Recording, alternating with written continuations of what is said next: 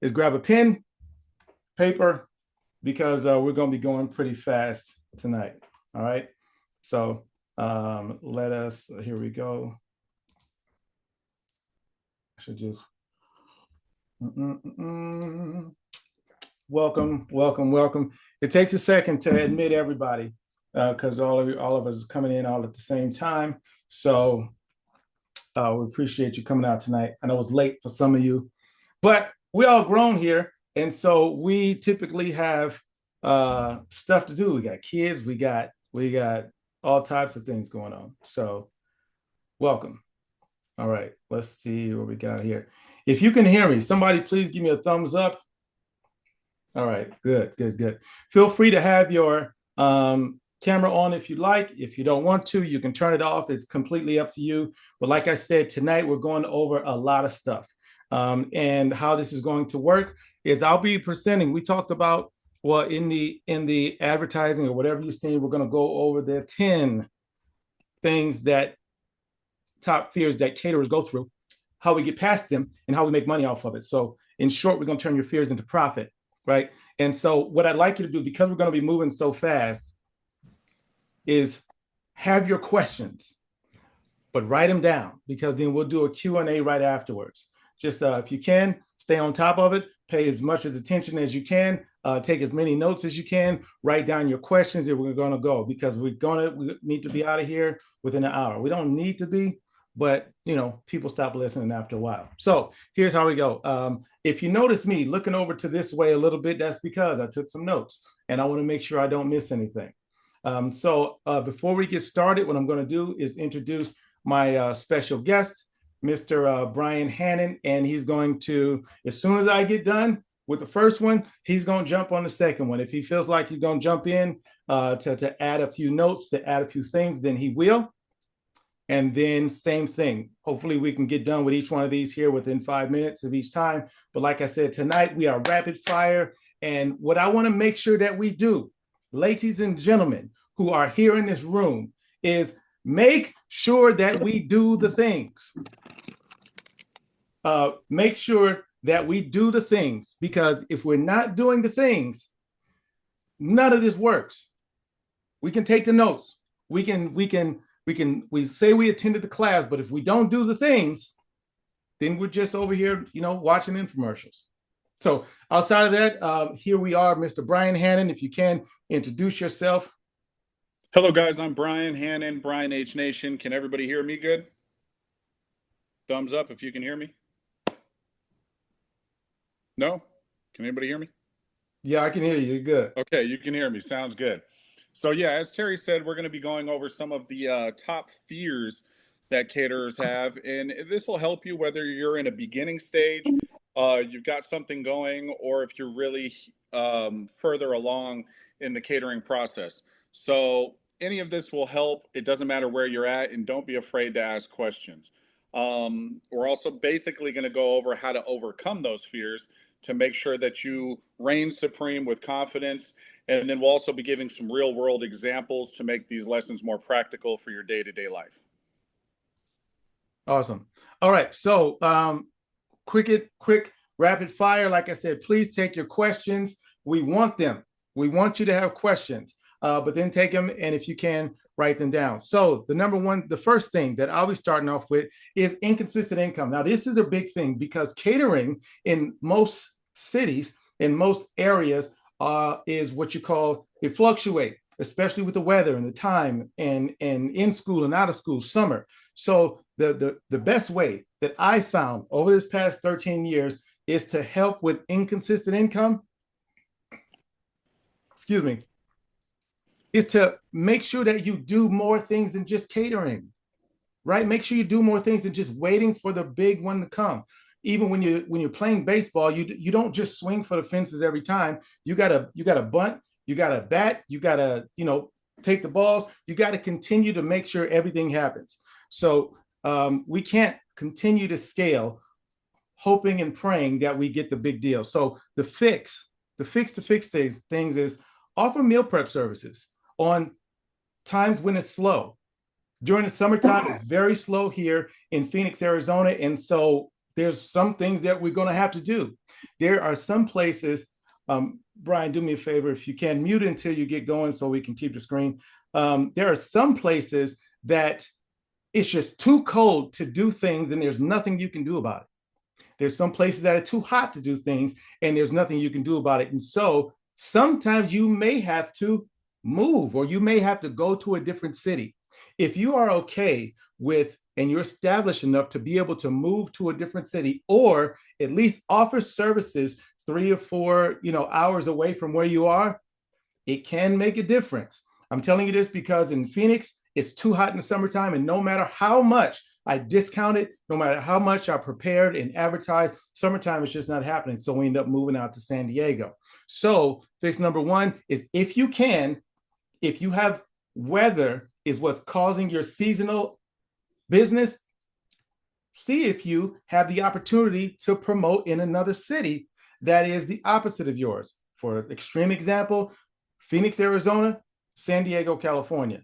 They're up when we're down, and they're down when we're up. Second, offer lunch plans for offices.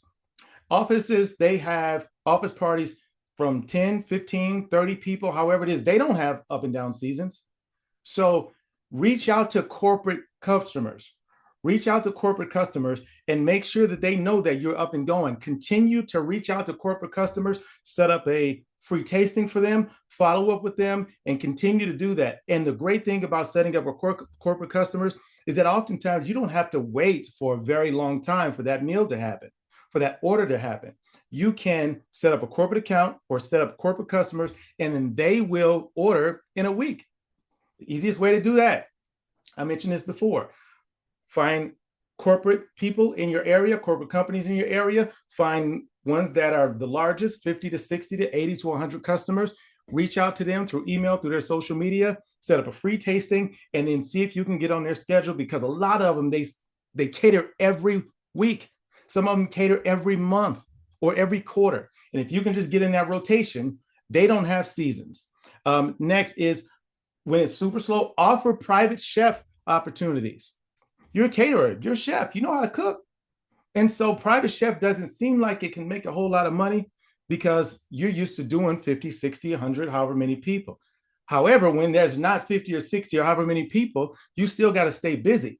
And so if you have on your site somewhere that you offer private services or private chef services, set your price to whatever makes sense for you. This is $500 is what I do, plus the cost of food. And you go and you cook for 15 or 12 people or whatever it is. And then you shopped, you got the price of food, you made $500 and you made money for the day.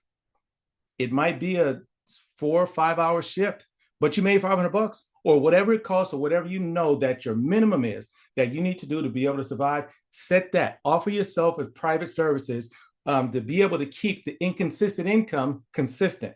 Also, you can do pop-ups. Pop-ups are a thing that even if you don't have a place, you can take a tent and tell your social media people, hey, it's summertime, we got a bake sale, we got whatever we got going on, and I'm looking to have a few people out. An easy way to do that is because how do I get people out to pop-ups? I tried them before. Offer the first 15 people free. The first 15 people to show up to my pop-up, you eat free. Here's a designated meal, and then you make something real simple and you give it to them.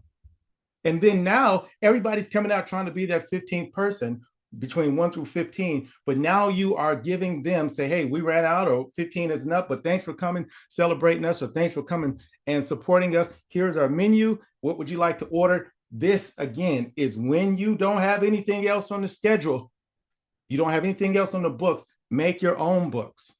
And then make sure you leverage every single client at every single event that you do. Now, someone's getting married. People don't know who's getting married again, maybe. But you got to ask, especially if you have a client and you do a wedding and your customer is somewhere between 24 to 30, all of their friends are eventually going to get married. Well, not eventually, but most of their friends are somewhat kind of planning a wedding. Find out who else is getting married. Get their information. And lastly here, make sure at every single event that you do, that you are available. sometimes I see caterers, they go in there, they're doing an event, but you're so busy that you never get a chance to interact with your customer. And so you never get a chance to interact with all the potential customers that are there. If you got 50 customers, if you're serving and your head is down and you're running here, you're doing that, you're replacing the chafing dishes, you're doing all this stuff, you never get a chance to show off the personality of your company. All you're doing is just have people there and they're putting foods on plate. Show off your personality, make sure you are available, and you meet and you greet every single person that comes by. If you can afford it, take yourself out of the buffet line if you're doing buffet. You are not the one that's going setting foods on plate. You're at the end of the buffet line. Hey, hopefully everything is okay. You are going and talking to each table, handing out sauces, making sure that everything is good. And then someone will see you and someone will come up and say, hey, how much your price is or whatever it is. Now, this is a great opportunity for you to get more leads at that event because you are doing somebody's wedding, but somebody owns a business. Somebody works in HR. Somebody has something going on out of those 50 people that is going to be able to have another event. And you are representing yourself. You've shown that your staff can handle the event. You've also shown that you're organized enough to where you're not looking crazy busy. You're up, you're available, you're happy, and things are moving smooth. Things are moving smooth, and you are available to talk to your customers, and they can see how organized you are. Because listen, great food is great food. But remember, we're selling a service, not just food. We're not a restaurant. Sell a service, sell yourself.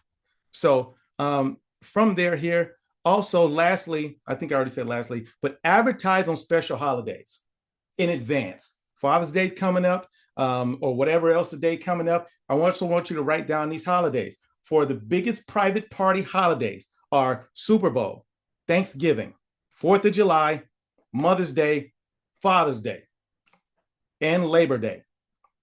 You should have a special for all of those days that you can then talk to or you can promote to your average everyday customer. The biggest corporate holidays, Cinco de Mayo, Halloween, Valentine's Day, and Christmas parties. Thanksgiving goes both ways. You should have a set of email specifically talking to corporate people for all of those holidays. I know I'm going fast. I will give you the notes here right afterwards. So the takeaway here, stop running your business like a slot machine. Build revenue streams that keep you going, that will pay you over and over and over again. So that is to make sure we've done step number one on making sure that we keep a consistent income. We don't want feast or famine. We want to be able to eat continuously. Number one. Mr. Hannon? Yes, sir. You did an amazing job at that. Another thing to point out, just in that same realm, is the private chef thing is a huge deal. If you can cook and you're cooking for people consistently, then you can go to their house and cook for a small party. And don't think that you have to limit yourself to what you have on your website. If you need to shoot at something else or move and shake in a different direction, it's the perfect time to do it when you have that ample time where you're not busy. And that's when you can try new things. And when we were just talking about sending out emails and promotions for each of those holidays, it's not even about that holiday. It's about keeping in touch with the person and staying at the top of their mind as almost like a bait just to reel them in. Hey, 4th of July is coming up. You remember us? And then that way, even if they have nothing going on for 4th of July, they'll remember you for the next time they need you. But that was just to finish that up, and fantastic job. Okay, so another thing that caterers are really scared of, and they should be, the fear of negative reviews and customer complaints. Man, we could probably talk about this for hours, but we're going to shorten this up. Okay, so a bad review can obviously damage your reputation. It can scare off potential clients in the future. And the very best way to combat a bad review is to not get one. Now, obviously, you're going to have some crazy folks, and obviously, you're going to mess up sometimes, and that's okay. But the point is, you want to make sure that you over deliver in the customer service department and you exceed their expectations. It's always better to under promise and then over deliver than to over promise and under deliver. You want to make sure that you handle these issues when they do pop up. If something happens at the event, if something goes wrong, if it's behind closed doors and you can fix it and nobody's going to notice it, then fix it and brush it under the rug. If you think a few people noticed it or it's going to affect the way that the bride, the groom, the client feels about the service that you provided them, then you might want to address it with the customer after the event. Never address it with the customer during the event because this can cause problems during the event, which will, when they're trying to party, they're trying to party. A lot of times a customer might have an issue with you and they'll give you a high five during the event and they'll tell you about the problems later. Handle it later. But you want to address it quickly. I'm going to give you a quick example of a story that happened to us.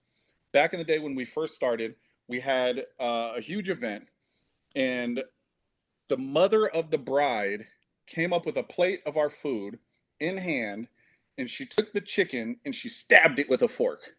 And then she picked it up and she said, "This chicken's dry." And I was like, "Oh my goodness, ma'am, I'm so sorry. Let me get you a better piece of chicken." And she was like, "And these mashed potatoes, I don't know what's wrong with these mashed potatoes." And I'm like, "Oh, dang, I think the mashed potatoes are good, but the chicken is definitely dry." Okay, so, anyways, I'll be right back.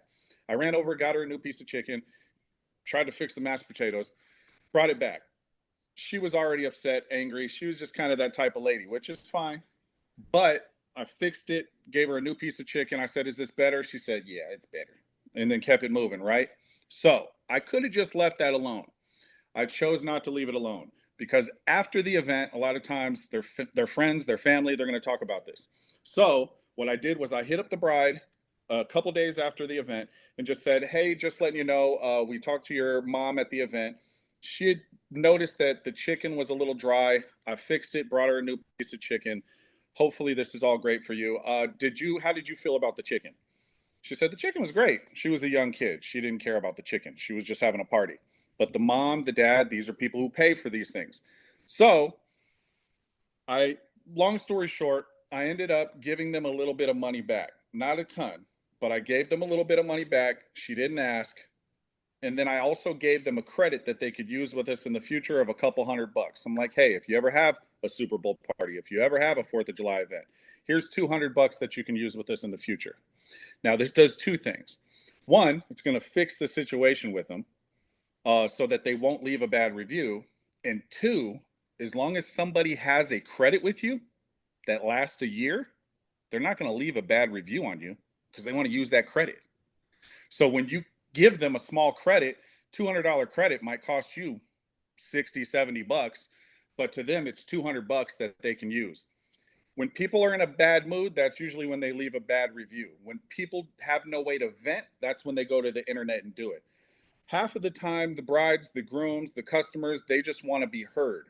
So if you can hit them up after the event and say, "Hey, it was a pleasure catering your event. I hope you loved our service. If you did, would you mind leaving us a quick review? It super helps small business owners." And usually they understand that, and that's how you get those good reviews. Reviews are going to be super important. When you do get a bad review, which we don't like, what you're going to want to do is clean it up. And the way that you clean it up is you need to get some more good reviews on top of it. And then you also have to make sure that you are not aggressive or defensive in the way that you respond to the review online. What's happening is that person that left a bad review, even if you don't care about them, they can screw off and die. The point is, the next person that's looking online for catering services is going to see the bad review and they are interested to find out how you're going to handle an issue if one happens with them at their event. So that's why you want to make sure that you are not aggressive and that you just own up to whatever happened. You can tell your side of the story, but for the most part, why do you think all the large companies say, "Hey, we appreciate your feedback"? 99% of the time, we're perfect. From time to time, we drop the ball. We do apologize, but how can we make it right with you? So, big deal is making sure that you don't get bad reviews to start with. Second thing is handling them correctly and bringing the attention to them, even though it's not fun to do, before they bring it to your attention. And that way you can handle it up front without having any issues. Beautiful. Hey, quick notes I took on that for you guys. You did mention it, but just in the follow up, what happens when you do get the bad review and you can't fix it or whatever? One thing Brian said, but I wanted him to elaborate even a little bit more on it. Ask for more review. Ask for more reviews from somebody. Ask for 5, 6 more reviews on top of that. And the way that I go about asking for reviews is when you email the customer, you reach out to them. And I made this mistake before.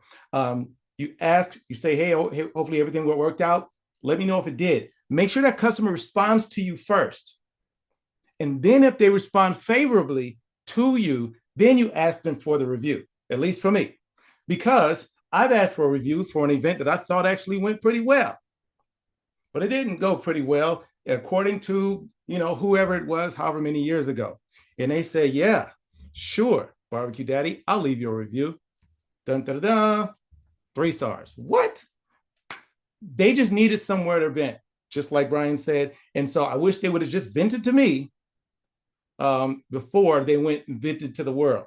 So as for the review, ask how it went, then ask for the review. Number 2, another biggest fear is that having no customers. Obviously, that's the biggest fear of any small business. And the problem is that your brand is forgettable. Is the things that you're putting out there, people don't know. The problem is you're not getting enough leads, or worse, you are getting leads, but the people that you're getting are broke and annoying. We don't want those. And this sucks because there's no leads equals no business, or bad leads equals a waste of time. One of the best ways to do this here is to make sure that people know who you are, what you do, and how you do it. Present yourself in an authoritative figure within your industry. Stop being the best kept secret in your city. You don't want for, hey, have you heard of Stacy's Catering? Man, it's good. No, I haven't heard nothing about it. Well, we don't want to be the best kept secret, not if we want to make money. So to be able to fix that, well, how do I get more people, Barbecue Daddy? You got to post a few times a week. You got to make sure you guys stop posting just pictures of food, because I can go and your customer can go and find pictures of food all over the place. People are not coming to you because you are a restaurant. People are buying your services because you offer a great service that also has good food, hopefully. If you ask any one of your customers, you say, would you rather have great food or great organization and great service? They're going to be like, I want both. But if I had to choose, I want my event to be organized. I want my guests to have fun. I want the staff to be friendly. And I also want, this is the order. And I also want to make sure my food is good. And so let's go within that. Remember, if they just wanted food, they would go and pick up the food. They would just have good food and have some friends and family work it out. But the reason why they don't have friends and family putting food on people's plates is because they want their event organized and structured, and they want the look of it. And so make sure that as you're posting your pictures online, that you're posting pictures of your event, posting pictures of people eating your food, posting pictures of people in your kitchen prepping your food. And hey, some of us are still cooking out of the house. Obviously, we can't post those pictures, but we can post the pictures when we get to the event. Show your guests or your potential customers that we are organized, we are on time, all of those things. We also have good food. Don't just post pictures of food and hopefully people pick it. Make sure you're emailing your people weekly, at least every other week, on something, an email update. Did you hear about this here? Obviously, we got promotions. We got things that we want to talk about. We got Super Bowl weekend. We got all different types of promotions that we can offer.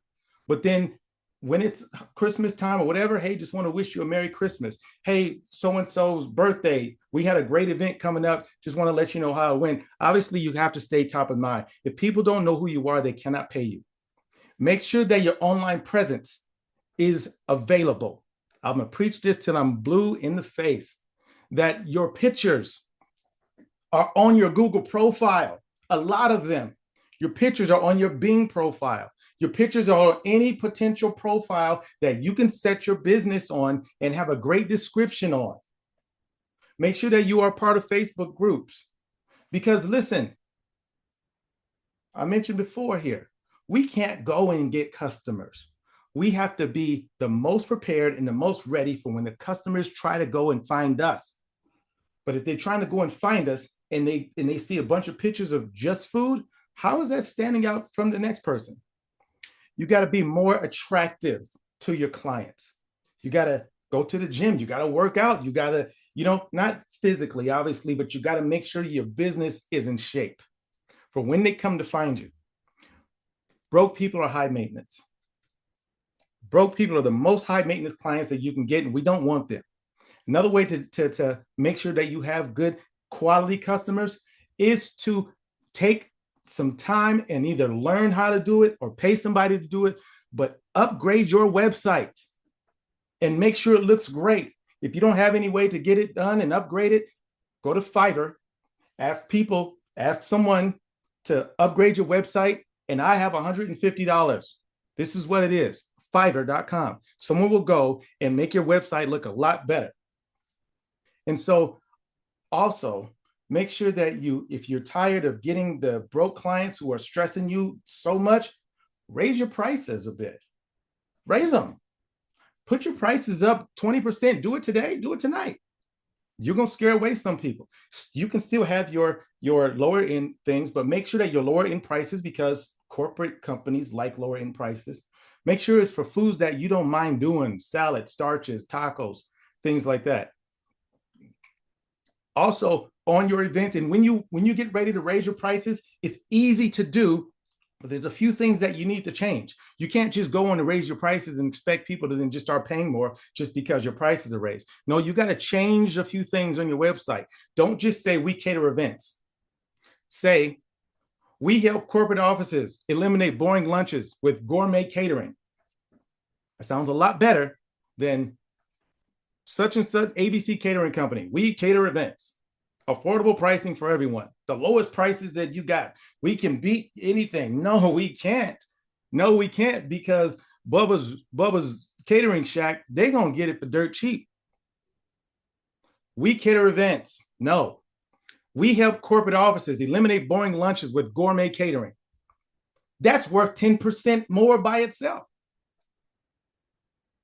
Next here, as you get going, I want you to ask yourself, if I looked at your Instagram right now, would it make me hungry or would it make me confused? Would I know what you're talking about? If I looked at your website, would it make me think that you were organized? Do you have some reviews on your website from people talking? And I want you to think about here, take this as a note. What's one thing that you can do to make what you offer irresistible? What can you do on your social media or your website to make it cleaner? Think about that right now and then do it. What can you do? Even if it's just taking those sad ass pictures from your iPhone 12 that you put on there. I'm not talking crap about iPhone 12s or 11s, but those pictures that are taken from a distance and they're blurry, take them off your website. They are attracting the broke folk. We love broke folk. I'll be broke sometime. It's okay. And I'm not talking trash about broke people, but if we want to make money, we kind of got to stay away from them. And we also got to have a package that they can also be able to take advantage of and feel like they're doing something too. You can have your what I call value plus membership. Hey, this is my package, but it's easy to do. It's some pulled pork and some potatoes and salad. This is what we have for you. You don't have a customer problem. You have an attention problem.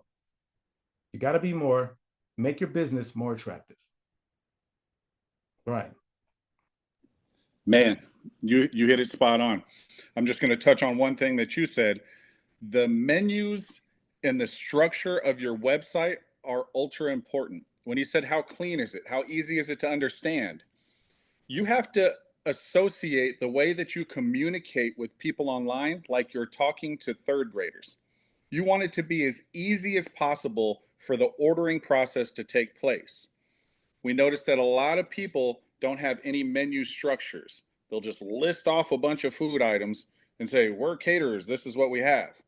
Well, you have to assume that they're going to be feeding a lot of people. So you're the pro, so create the menu for them and make it easy for them to order. So fantastic job, T. I'm on to the next one. Okay, another fear, another worry amongst caterers is catering disasters and your equipment not working right or not being on point. Now, this is a huge deal. If you do a lot of on-site cooking, if you're doing a lot of events that require you to have equipment on site, that you have things to cook with, then you need to make sure that it's regularly maintained. You need to make sure that it's in working order before you bring it. If you have a carving station coming up, you need to test the lights. You need to make sure that they're working properly. You need to make sure that you have your extension cords, make sure that you have working knives, make sure that your cutting board is correctly positioned for that for that carving station. All of these things seem like little things, but once you're on site, you don't want to run into problems that you can't fix. All you had to do was be more prepared up front to do so. I can tell you a quick little story about, we had an event, a large event in the woods a couple years back, and it was for 160 people. And we decided that we were going to cook on site on propane grills that we were bringing up north. No problem. We're in the woods. Propane, it always works. The problem is it started getting really windy and really rainy. And we're like, cool, we found a spot to get under a cover. That fixed the rain part. But then the wind kept blowing our fire just enough where it wasn't touching the top of the grill grates, and our food was taking forever to cook. So instead of what we thought was going to take 2 to 3 hours to bust it out, the food was cooking at turtle speeds. So we had to work on the move. Luckily, we've done this many times, and we brought an electric grill, like a big electric grill, with us. Now, did we want to grill on an electric grill? No, it's pretty much like a little oven top. But we found an extension cord wrapped up in the truck. We found a place to plug it in. It wasn't as successful as we wanted. These people's grilled chicken didn't turn out exactly how we wanted, but we were able to pump out the food in an effective manner. Now, we could have anticipated the rain. Obviously, you can look at the weather, but the wind blowing the fire to not touch the grill grates is something that you can't really factor in your mind. You're like, windy, cool. We'll put up some little things around it to make sure that the wind doesn't hit it. Yeah, sounds good until that wind is blowing. So you want to make sure that you have an emergency kit, you have extra sternos, you have extra serving tools, you have extra extension cords, you have extra cooking apparatuses. If you're doing an on-site cooking station and you're doing a double burner, you have to have a couple extension cords. You have to plug them in separate areas of the room because the electric runs on similar lines, and you can pop the breakers. What do you do then? You have to find a separate place to cook them. There's so many things that pop up that you have to call yourself the make it happen team in catering. I always tell my crew when they say, what do we do now? I say, we make it happen. Figure it out. Let's work as a team to figure this out. Catering is full of moving and shaking and making sure that you can work on the go, and nothing is going to be perfect ever. The point is to not let the client see when it's not going perfect, and make sure that you have the tools and resources to fix it before the client finds out. Awesome. Thank you, sir. Amazing job. I'm gonna just keep it moving. I don't have much on that. You covered just about everything I would have said anyways. Next here, burnout.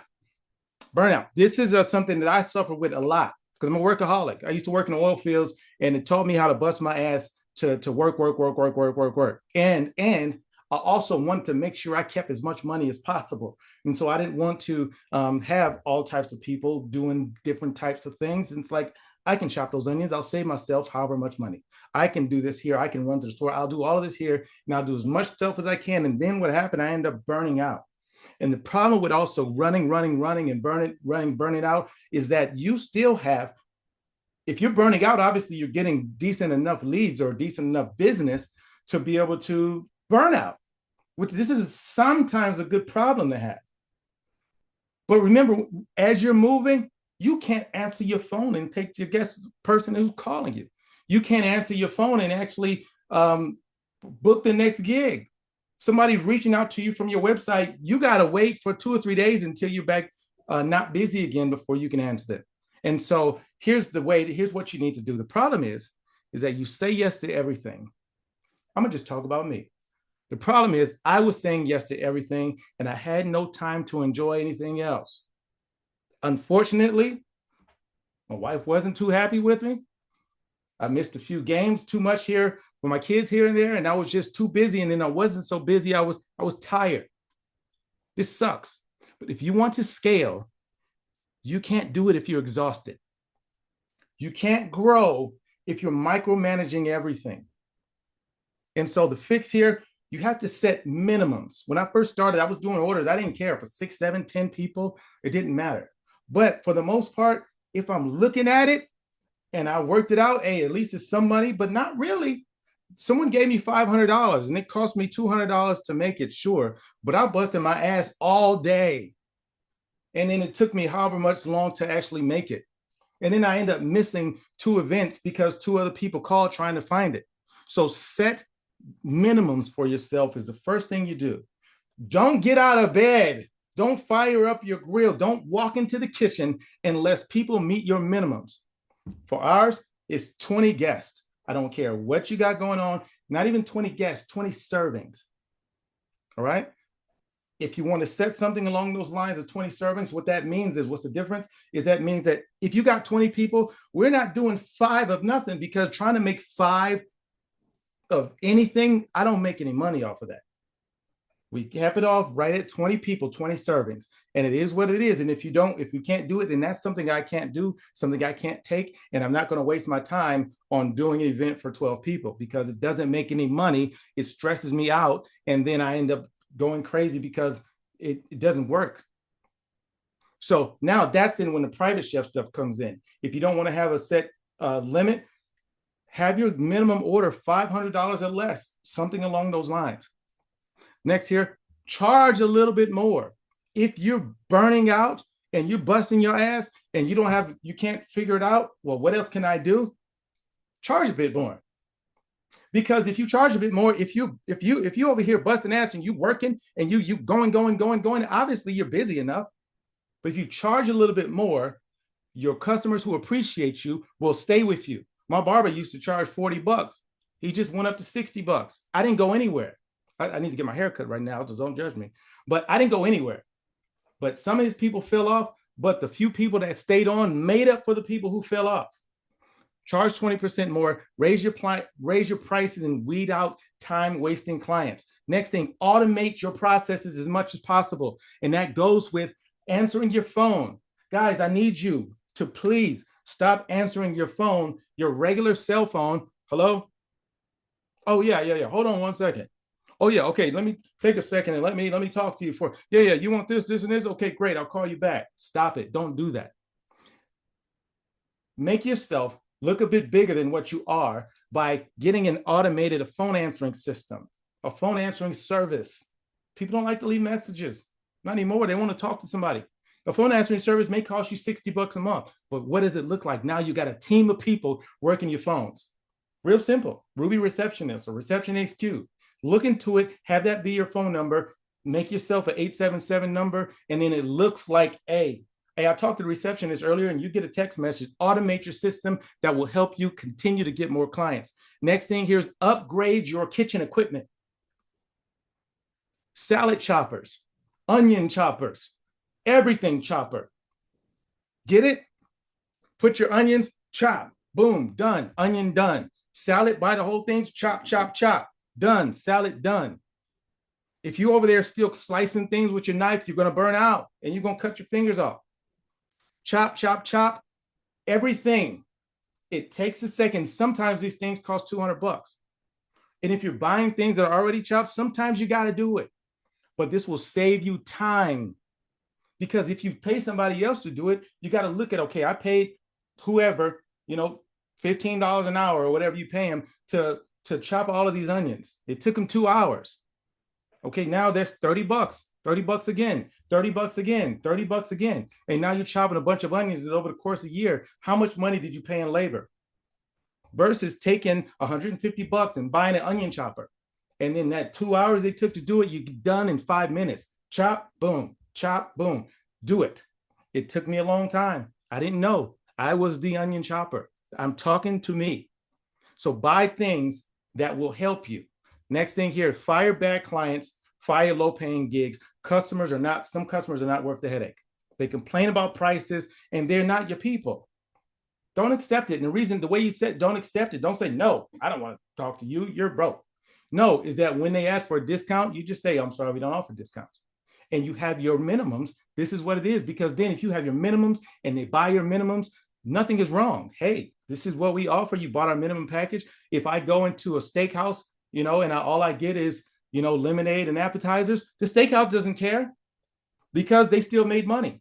They don't always have to get your biggest package, but you may make money off of just the appetizers and drinks. It's fine. When you set your minimums, there's no hubbub about anything. Set early expectations when you talk to those customers, even if they are those type of clients, because those are the clients that are wasting your time. Those are the ones that have you like, you've been busy at a busy event before, but you were paid and you were compensated well for it, and it didn't bother you. No, I made money on this event. I worked my ass off, but we're good. The worst ones are the ones that you work your ass off and you realize, damn, where did I go? And I shouldn't even took this event, or I made $300 with it. What I want you to do here is think about this here. Ask yourself, what's one thing you should not be doing in your business anymore? What's one thing you shouldn't be doing at all? You shouldn't be chopping onions, not with your knife. That's one thing. What's one thing you shouldn't be doing that you have to say no to? What's one thing that you can start to charge more for? What's one thing that you can start to charge a bit more for? Think about it. And then do it, guys. Do it. Go to your site and fix it tonight. And then upgrade. That's it. Thank you. Brian, you're up. Yeah, guys, the burnout happens from you wearing every single hat in your business. When you're over there making lemonades and cutting up ribs and running around the corner to buy supplies and then setting up the event, it's very easy to burn out because you're doing all of the things that you should be paying somebody to do. You got to look at your time and what it's worth. And you didn't get into business, like he said, to chop onions. You got into business to make money. So what you want to do is find somebody who can chop onions, whose time is less valuable than yours, and then use that excess valued time to go and sell more events and be on the phone with clients and email clients and create those advertisements that you can book more events with. You started the business to make sure that you have it in that you have the ability to book more clients, and then in order to scale you need to have staff members do the easy monkey work for you. Real Okay. quick, I want to add, I'm sorry. Real quick, I want to add, sometimes it's not easy to find customers. Sometimes it's not easy to find staff. And if you're in that position here right now, well, sure, you guys have been in the game for a while. You make good money. Buy the kitchen equipment. I'm telling you, it is a life changer. If you're not in a position right now to find staff, that's fine. I get it. I was there. Brian was there. Take some time and get better kitchen equipment. And then sharpen your knives a bit. Get things that will chop your onions. Get things that will cut your tomatoes. That's an easy fix that we can do tomorrow. Finding staff sometimes is a pain in the ass. So remember, you don't need more time. You just need better systems in place. And a lot of times it's an easy fix. Okay, I was going to talk about something different on this one, but you just put me over the edge. I feel like we need to talk about the fear of hiring the wrong people and not having the right staff for things. It's so important. Okay, unreliable staff can be the death of your company, so you need to make sure that you have reliable staff. Obviously, when you're just starting or you're midway through, you might have friends, family, people working for you, but the most important thing is hire for attitude over experience. I don't care if you've been a caterer for 12 years. If you have a bad attitude, I don't want you here. You're a cancer to the squad. You're a rotten orange that's going to turn all the rest of my oranges green as well.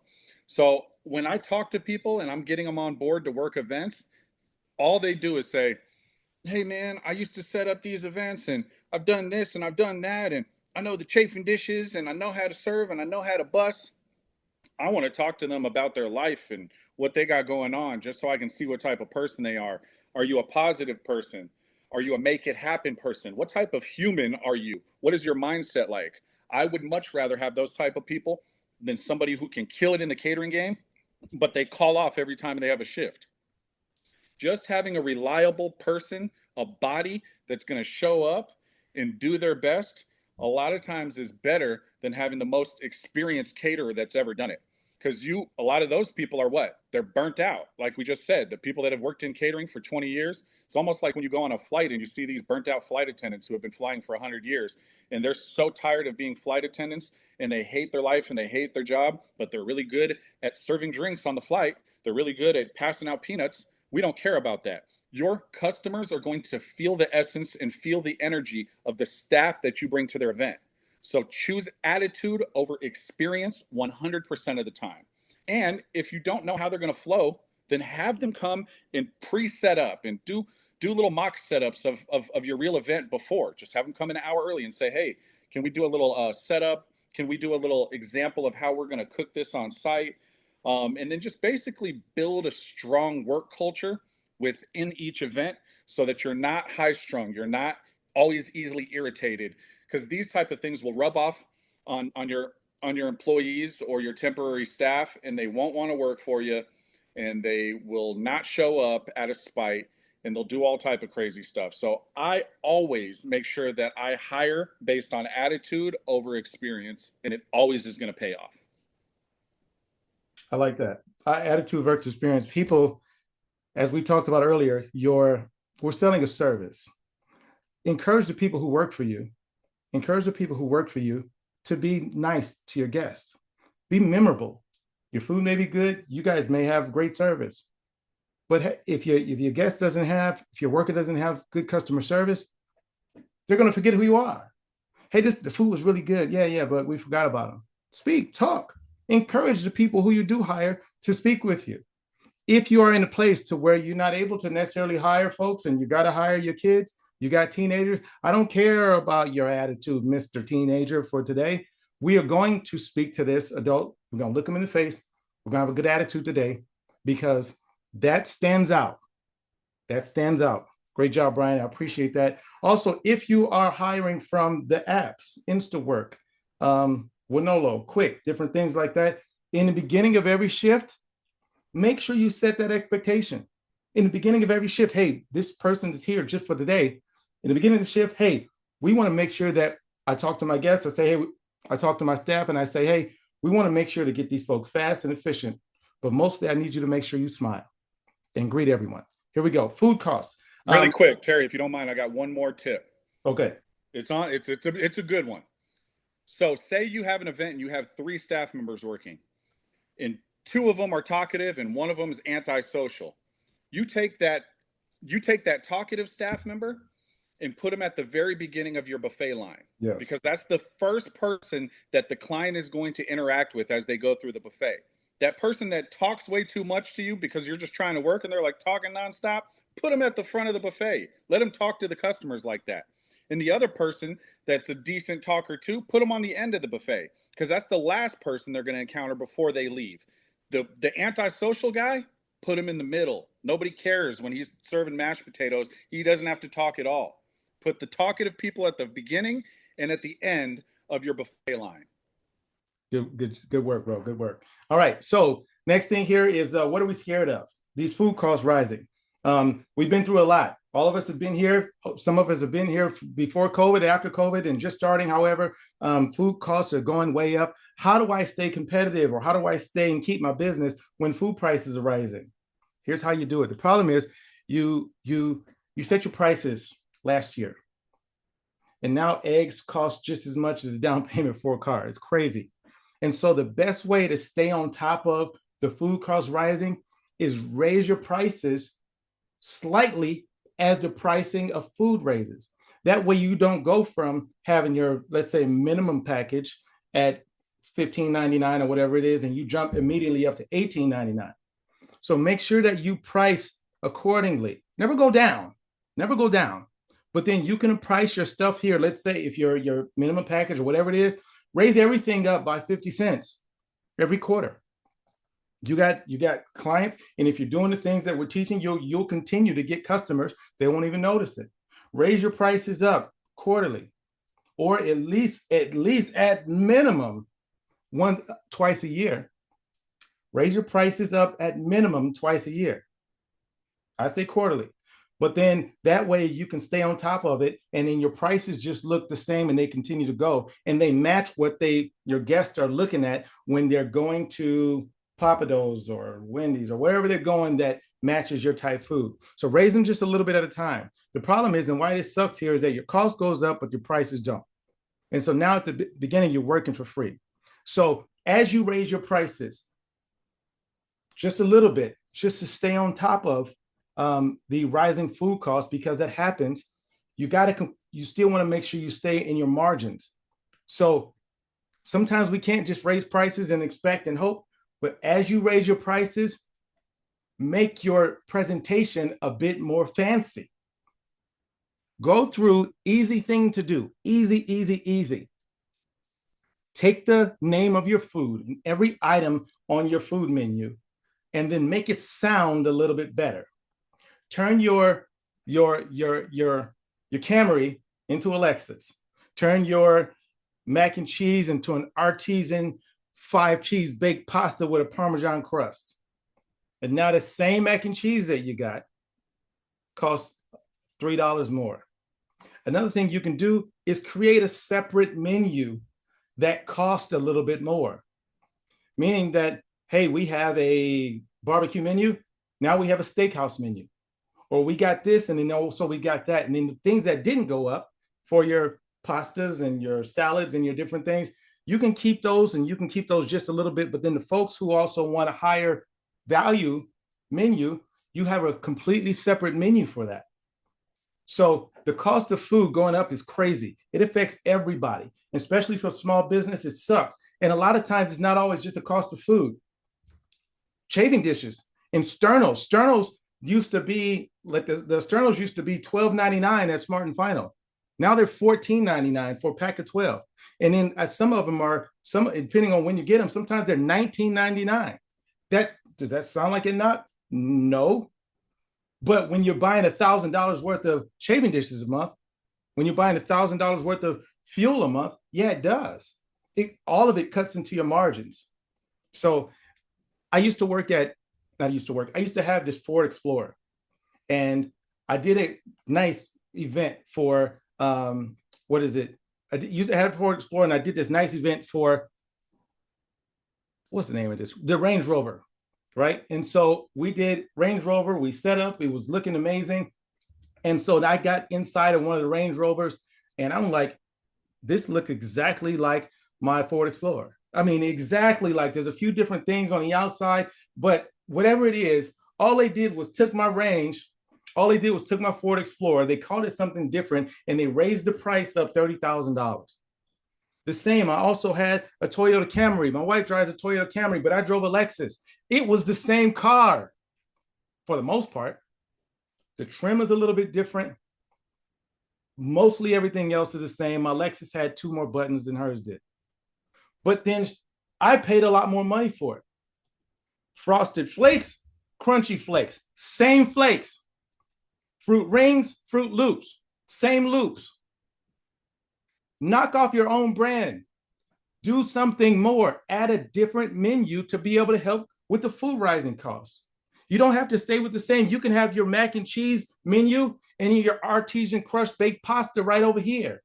Also, to be able to cater towards the people who don't have as much money, or the people whose budget is just not that big. Everybody who wants to have a smaller budget doesn't necessarily mean that they're broke. So let's make sure we don't do that, because I don't want to spend $45 on a plate. I only want to spend $20 on a plate. That's fine. Make sure it makes enough. But then if you have 2 separate menus, that will help with your food rising costs, and make sure that you're raising your prices a bit more. Also, if you're not asking for bulk discounts, you're also losing it.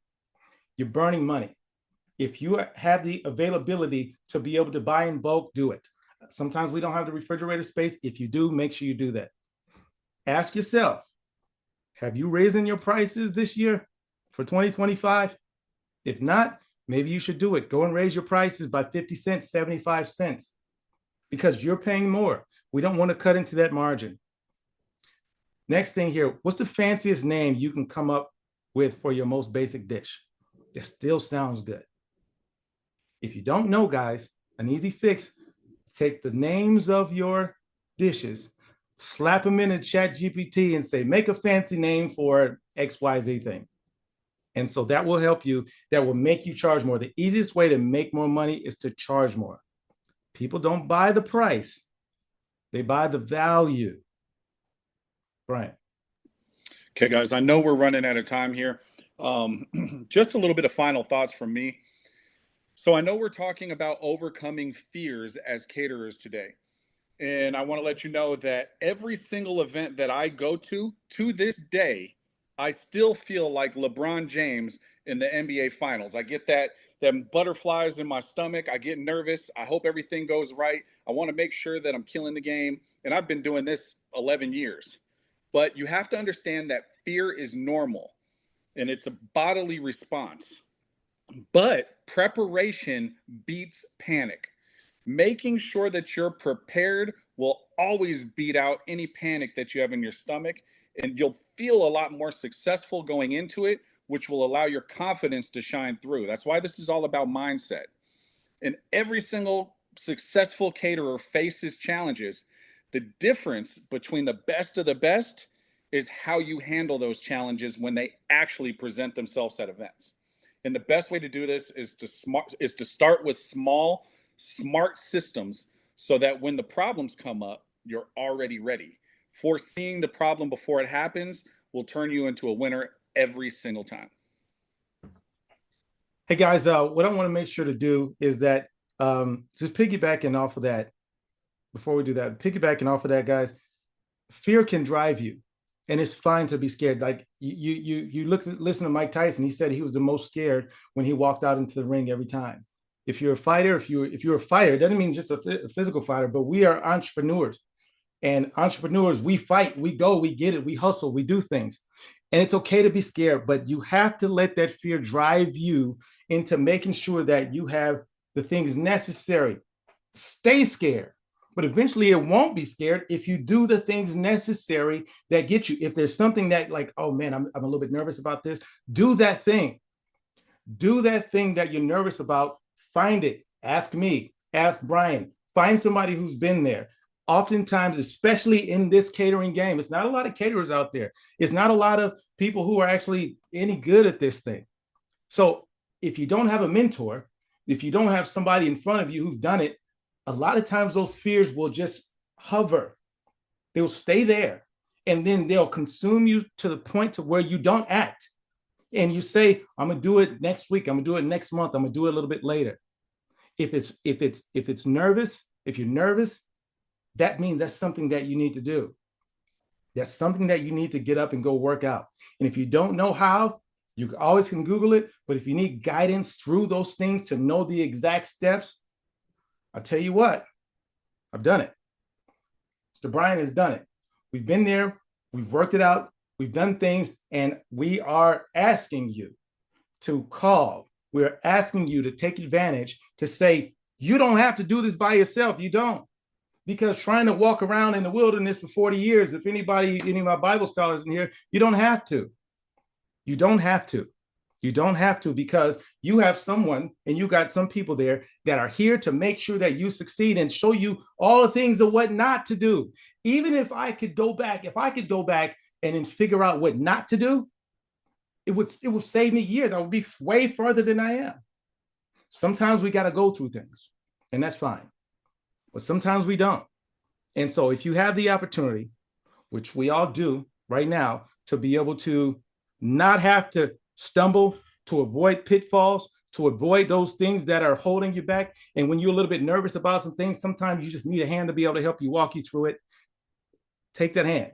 It's totally okay. Ask for help. We want to make sure that we stay on top of inconsistent income. We want to make sure that you ask questions about, hey, I don't have any customers. You mentioned this here, I remember. We make sure we don't burn out. We make sure we stay on top of food costs, and we don't go into feast or famine mode, because we got to make sure we stay consistent. So what I want you to make sure to do, guys, is pick something from today. Like, pick a thing and then do it. Pick a thing and then do it. You owe it to yourself. You owe it to your business. Don't sit in this hour-long class listening to both of us and then not do it. Do it. So what I want to do, guys, here is I want to take the next 10 minutes and we'll do a Q&A. Hopefully you guys got some questions. If we covered everything, then great. But I'm sure somebody has a question about something, and we want to make sure to accommodate for that for you. So feel free. Also, before I get going with the questions, Q&A, if you want the notes from my notes, if you want Brian's notes, and then just the email summary of what happened in this Zoom today, reach out to me, and then I will give them to you. I'll give them to you, no obligations, no nothing, no whatever. All you got to do is say, hey, Terry, Barbecue Daddy, whatever, I'm interested. I want to get the notes because I want to study whatever it was. And then if you want to do anything further than that, then we can look at personal mentoring. We can look at whatever it is. But I tell you what, you owe it to yourself. You owe it to your family and all the people who believe in you to be able to come this far, to sit your behind in this seat for the last hour and some change, to go and do something different in 2025.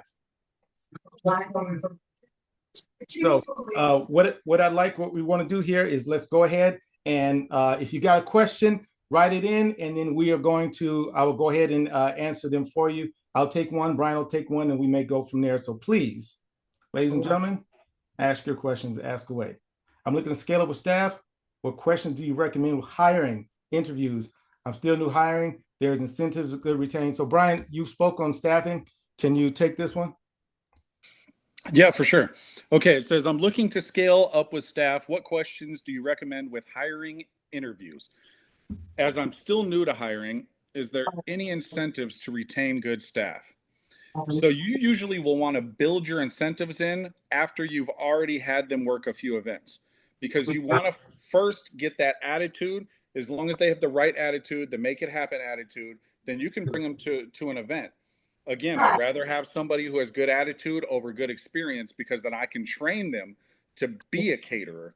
As long as they have the attitude, that's half of the problem. So once you do get them in, though, as an employee, you can retain them by giving them bonuses for working multiple events.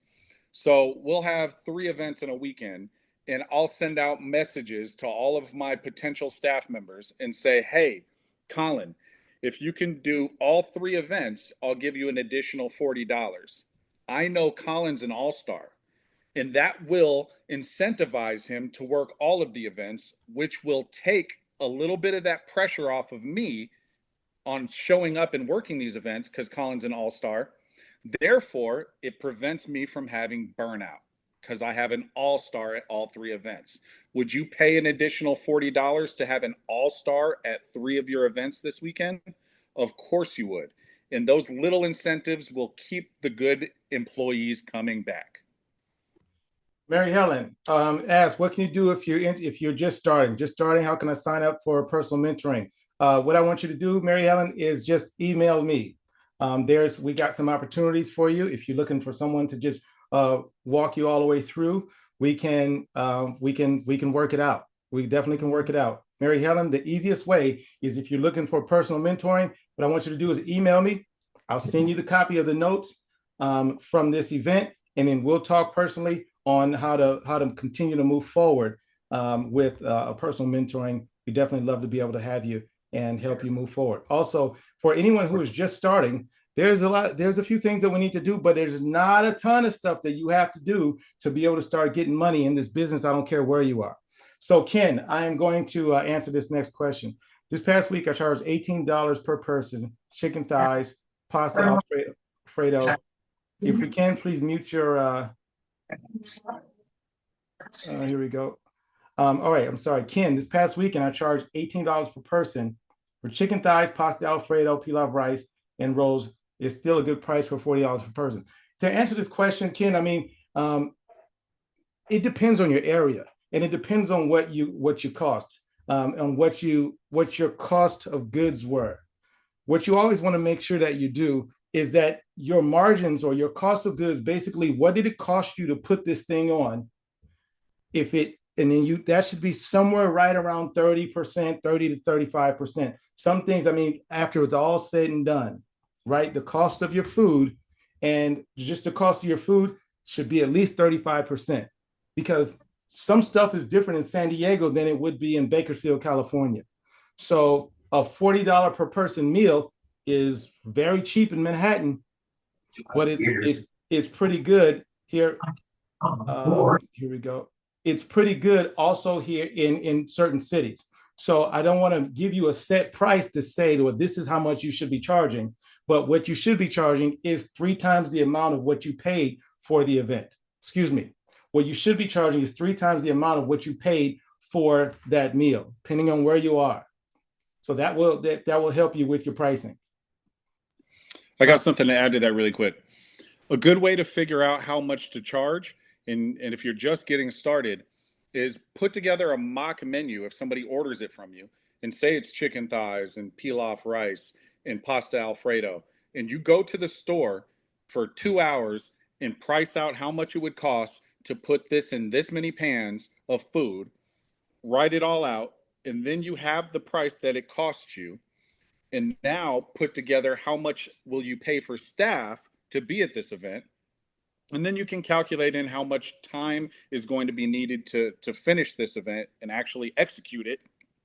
And then you can put those numbers together and then make sure that you have a proper margin that you're making on top of that. A very easy way. That is a correct way. Super easy way to also work that out is call another catering company who does what you do, and then get a quote for it. When I first started, I had no idea how to do any of these things, but I had an idea on how to shop other customers. I had an idea on how to shop other catering companies. And so when they said, "Hey, Terry, can you travel out to XY to Sedona?" Sure. How much do you charge? You know what? I'm gonna put together a quote. I'll get right back to you. I call Famous Dave's and say, "Hey, how much you guys charge to drive to Sedona?" Well, they say $100 an hour or whatever it is. Then I'm somewhere right in between. The easiest, fastest way to do it, guys, to gauge your pricing somewhat is to see what the market offers within your city. And then you go from there. You can actually gauge your pricing. How do I properly calculate what I should charge for my catering fees? And then I don't know if I'm charging too much or too little. So if we're talking about catering fees, as in your catering fees, as in how much it costs for full service versus just a delivery, industry standard is somewhere between 18 to 22% on top of your food cost, because you should be able to have a delivery service or a pickup service for a certain amount. You charge, $15 per person. I'm just saying $20 per person for this meal, and this is how much it would cost for me to put it together and drop it off at your place. But if you want service behind it, we got to pay somebody to wash the dishes, get your bins together, come up, show up to the event, and then work the event and come home. You obviously have to pay staff. Industry standard for buffets is 18 to 22% on top of food costs.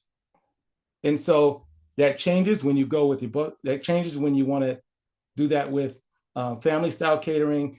And then also changes when you want to go with plated.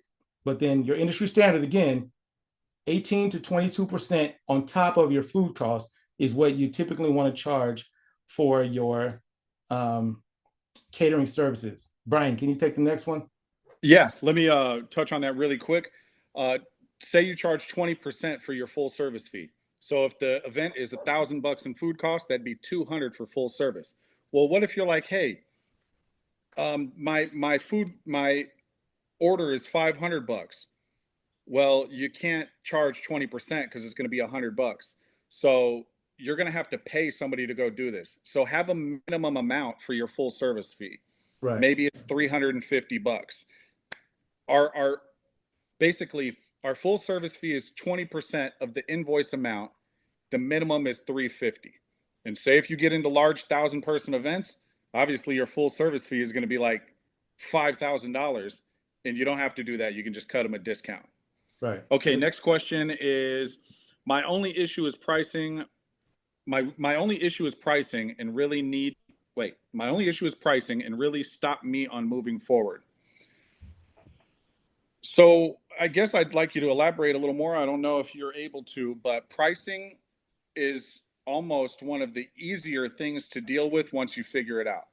Once you figure out how much you need to charge, how much you need to make, then you get into the realness of what you're doing and how you're marketing and how you're pricing for what type of catering, what styles. Like he just touched on, you're going to have full service events for buffets. You're going to have family style meetings. Family style events. You're going to have plated events once you get there. And then you're just going to have drop offs. So pricing per person is what you always want to do.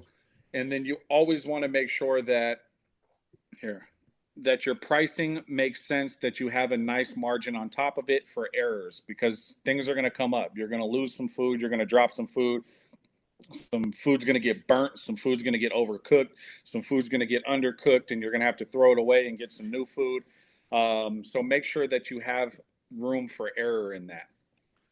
But you also have pricing lists, like we can go through. I mean, each pan of food, a full pan's going to feed roughly 40 people. If you can make a full pan of mac and cheese for this amount, then just make sure that you put a price on top of it so you can make money off them. Easy thing with the pricing, guys, is have three basic set prices, and then you can always upcharge. The best way to gauge pricing is to always price per person. Always. And if you're looking at saying, well, I don't know how much to charge, well, you can think about, what would this cost me at a restaurant? And you can then talk to your guest about it, talk to your potential customer. And so they say, well, I have X amount of dollars. Well, I don't know how much I should charge for that. Well, you got, how many people do you have? Now we're looking at how many, we got, however, 100 people. Then we look at, okay, here's the cost per person. It's $17 a plate times however many people. Well, if we're looking at, that's your easiest way of going, your cost per person, start off with package 1, 2, 3. Minimum, a good wrap, a good next offer up, and then something else that the price gets a little bit better. The more they spend, 15, 20, 25, whatever. Base that then on the easiest route is to shop around and see what other people in your area are somewhat charging, and you choose to go a little bit higher or a little bit lower, depending on what you want to do. And then everything is then per person is going to be your easiest way. To get a bit more into detail, email me, let's reach out, and we'll go specifically over your personal menu. We'll help you along with that. There was another question that got skipped. Have you seen a benefit with offering lower cost budget menus versus just new services offered? They're unique to the client, they keep a higher service cost. No, I haven't seen a benefit with that, because when I first started, I'm like, I'm thinking, I'm the supreme barbecue guy. Our thing was to have formal barbecue and not just your good old hidey-ho, barbecue. And so I didn't do hamburgers, hot dogs. We didn't do certain things. Now, hamburgers and hot dogs are some of my biggest sellers now. Not the biggest sellers, but the margins on those things are crazy. And I can charge $12 a person for that, for a corporate event that will do it for 700 people. Absolutely, I'll do a $12 a plate for that. Sure. And does it make me money still? Yeah. The thing is not necessarily about how much you're charging, is what are your margins in between what you're offering. So yes, you can have a smaller menu, and I talked about that earlier. Have a menu where you have your budget stuff, but it's not so much budget to where you're losing money. This is just what, this menu has: burgers, dogs, pulled pork, salad, mashed potatoes, green beans, all of those things, tacos, all of those things are cash grabs, easy to do. Then have a separate menu for, your steak, your ribs, or whatever else that you do that costs a bit more. Or even if you do that, one package only offers this set of food. Your second package only offers this set of food. So it's about margins, not necessarily pricing, because you'll have your top salespeople in the world. Guys, we're all salespeople, whether you like it or not. You own a business. Your top salespeople are not the one who can sell the biggest packages. It's the one who can sell the most small packages, because your big money is going to come. The people who see your prices and they don't care because they like you, they love you, they see what they want to offer, they're going to buy it. But the other ones, you want to get those too. You want to get your hamburger, hot dog guys. You want to get your whatever menu prices guy because those margins is so big. McDonald's makes just as much money as a steakhouse. Name your whatever good steakhouses in your area. They sell 99-cent burgers, but don't cost them 10 cents to make it. So it's not always about raising your prices. And it's also okay, but again, it's the margins. Brian, if you can see next here, the next question.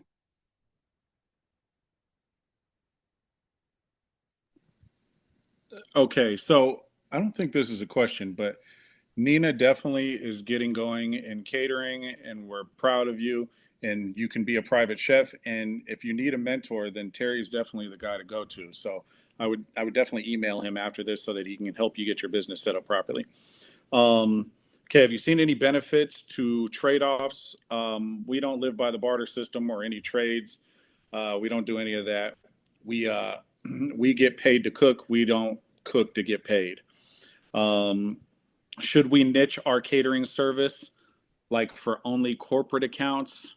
So the best thing to do is to make two separate menus at least, one catering for one corporate menu and one wedding menu, and they'll be completely separate. They can be the same foods, but the setup of them is going to be completely separate, because corporate is a completely different animal. The corporate client is going to be cheap. They don't care about the people they're feeding. They just want to feed the monkeys bananas and send them back to work. So you have to strategically offer them different things than you would offer somebody at a wedding who has all of the resources and have the parents to pay for it.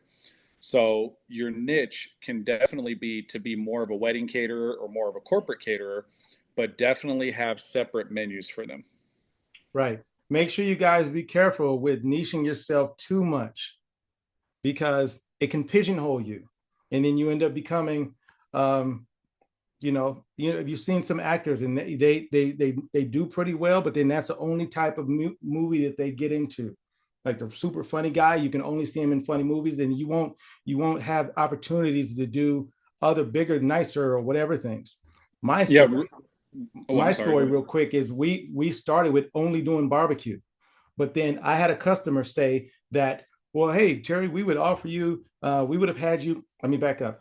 We did a customer's wedding rehearsal dinner, and then the customer came up to me and said, your food is so good and your presentation looks very good, but we can't have barbecue daddy at our daughter's wedding, literally because of the name and the way that it looked. My website was really fun. It was quirky. It had me doing weird stuff with customers, and we were the fun caterers, but I was pigeonholing myself to where it was only this.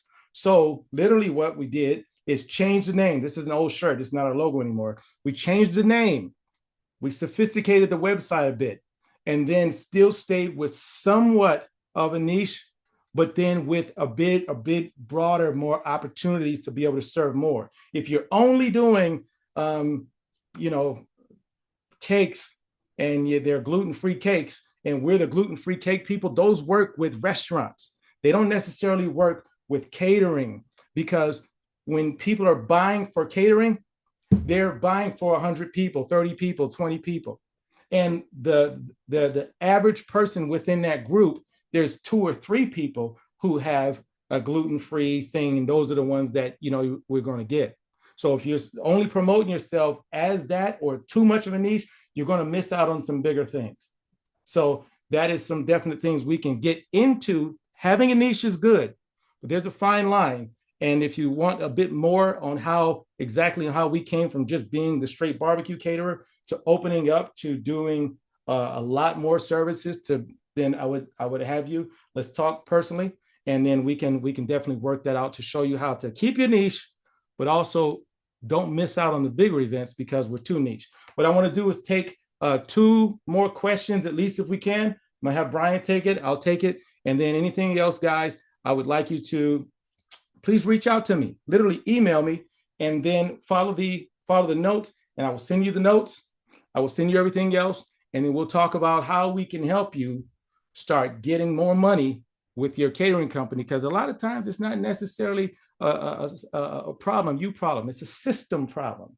We just got to build a system that works specifically for your catering company specifically, and how we can make that happen. So if we have any more questions, please go ahead. And while you guys are typing those questions, The Fresh Prince of Bel-Air had Carlton on there. He was an amazing actor. After The Fresh Prince of Bel-Air, he had problems in Hollywood because he wasn't able to get any jobs because everybody saw him as Carlton. So he couldn't play any additional role besides Carlton, so he was losing jobs over and over.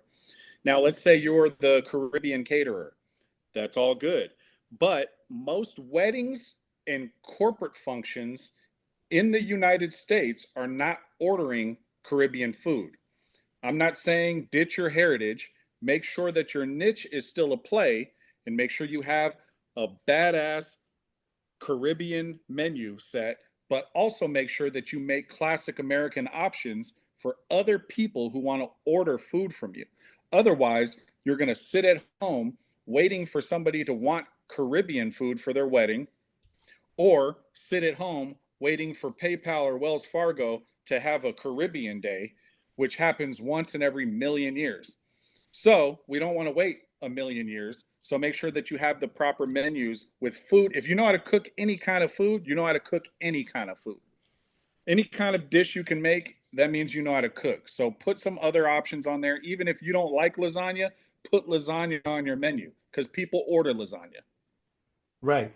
I have a list in my school group that there's different items that you should and must have on your menu because people order them all the time. Now I'll give it to you real quick. Some easy ones. You need tacos. You should have a taco menu of some sort because it's easy and it's the high profit. You need to serve some type of hamburger. You need to serve some type of hot dog, some type of pasta. That's a main type of dish. Those are simple things. Have some type of easy thing like a pulled pork and pulled chicken. Lasagna, any things along those lines. Those are high profit, high value meals. So outside Guys, of that, we'll do Italian menus for people where they order literally pasta Alfredo with chicken in it, lasagna, mashed potatoes, coleslaw, macaroni and cheese. All of these items are super high margin. You can do a wedding for 100 people for like $300, and you don't charge them any differently. You charge them that same per person price. If they wanted to choose the cheap stuff, let them choose the cheap stuff, and you cater it anyway. And that's the ones that you make a bag off of. But they can't order it unless it's on your menu. great work, Brian. We appreciate you as always, guys. Thank you. I love you. You can tell, if you can't tell, how serious we are about this catering thing. The good thing about being able to be in a position to help others is that, look, we didn't have this opportunity 13 years ago when I started, 14 now. We started in 2011. I didn't have the opportunity. I spent thousands and thousands of dollars going to events and conferences in Las Vegas multiple times, thousands of dollars trying to figure it out, and thousands of dollars in mistakes that happened because of refunds, because of all the different things that kind of learned the hard way. But you guys have the opportunity to do something different to be able to work it out. So I would love to work with you personally. All you got to do is say, "Hey, Terry, let's talk," and I'll be there. You got my email right in the chat. Write it down. Reach out. Let me know that we go from there, and then let's go get this money, y'all. We'll be back next week with something else. We appreciate you being here. All right. Look forward to hearing from you. Have a good evening. Dude, thank you so much. Absolutely. Thank you.